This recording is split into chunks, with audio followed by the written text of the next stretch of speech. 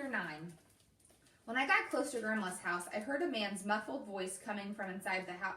And for 1 minute, I thought it was Daddy.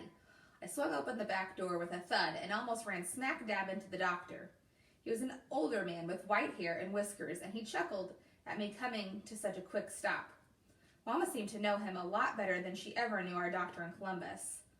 Now, Joni, you know your mama's gonna have good days and bad days. There's no way of knowing how fast or slow her memory might decline.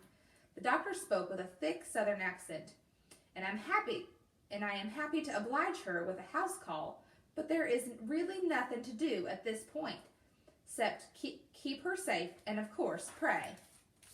Mama wiped her eyes with the back of her hand, making her look almost like a little girl and not like a real mama. Thanks, Doc. I can always count on you. He smiled, giving her a hug.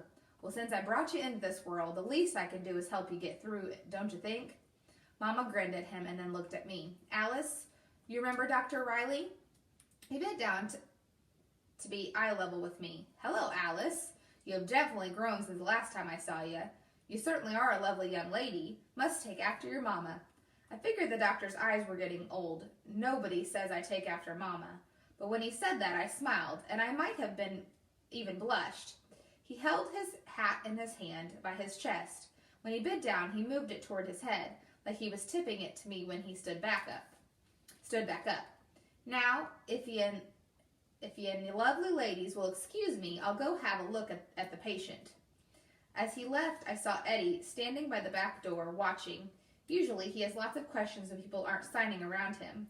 Since he just stood there watching, I knew he was worried. Mama knew it too. It's okay, she signed. Sorry to worry you. Grandma is okay now.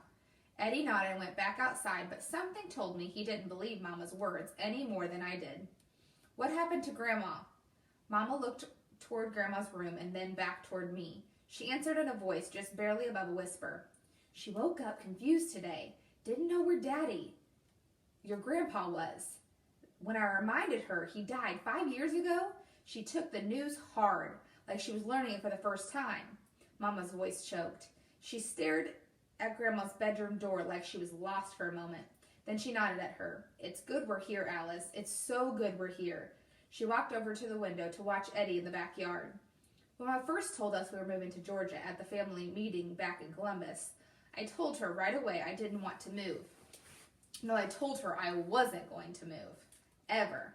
But just when I was working on my best arguments to convince Mama why we shouldn't move, she took my hand in hers like she was really holding on to me and said in a voice I could barely hear, "It's the right thing to do.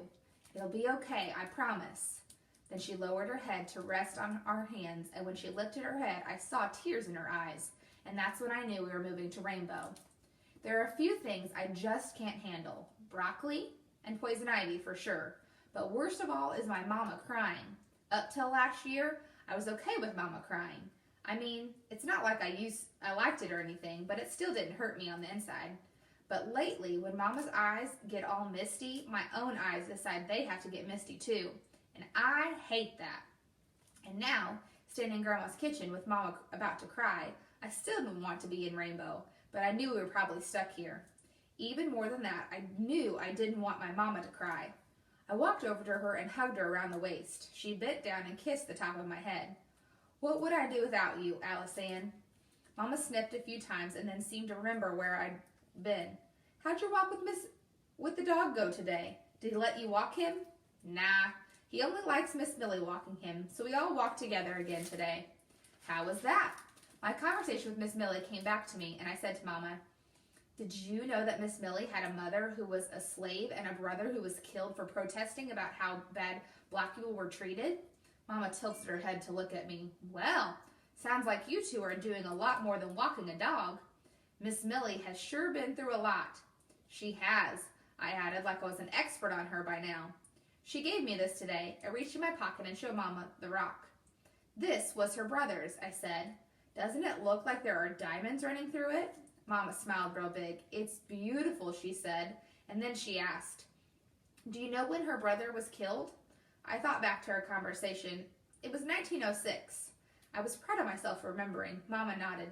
So Miss Millie thought this rock was worth holding on to for more than 60 years, but she gave it to you today? That means this rock and you must be pretty special. Not sure if it was the heat, the emotion, or the pride I was feeling right then, but my cheeks burned and my eyes stung as I squeezed that rock tighter.